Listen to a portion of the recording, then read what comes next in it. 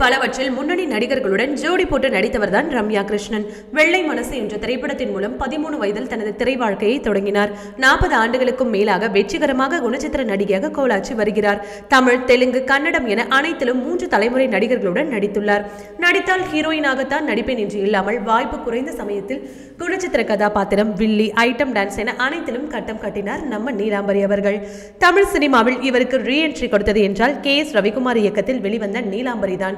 இதற்கு பின் இவரது மார்க்கெட் எகிரியது. அம்மனாக நடித்த அதே நீலாம்பரி தான் ஐயோ பத்திக்கிச்சு என்ற பாடலின் மூலம் தமிழ் ரசிகர்களை பற்ற வைத்தார். ட்ரெடிஷனல் வர்சஸ் மாடர்ன் என எந்த வகையான ஆடையானாலும் நமது ராஜா மாதாவிற்கு பக்காவாக பொருந்துவிடும்.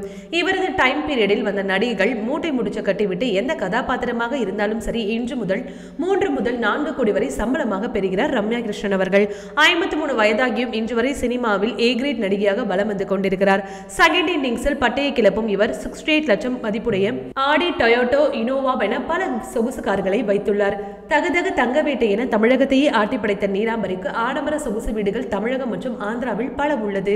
இதன் மதிப்போ ஒவ்வொன்றும் 7 கோடிக்கு மேல். சீரியல், சினிமா, ரியாலிட்டி ஷோ என எதையும் விட்டு வைக்காத ரம்யா கிருஷ்ணனின் சொத்து மதிப்பு மட்டுமே கிட்டத்தட்ட 80 கோடியிலிருந்து 100 கோடி வரை இருக்குமாம். ஓகே வியூவர்ஸ், இது போல சினிமா செய்திகளை நீங்கள் உடனுக்குடன் பார்க்க மறக்காம சினி டைம்ஸ் சேனலை சப்ஸ்கிரைப் பண்ணுங்க.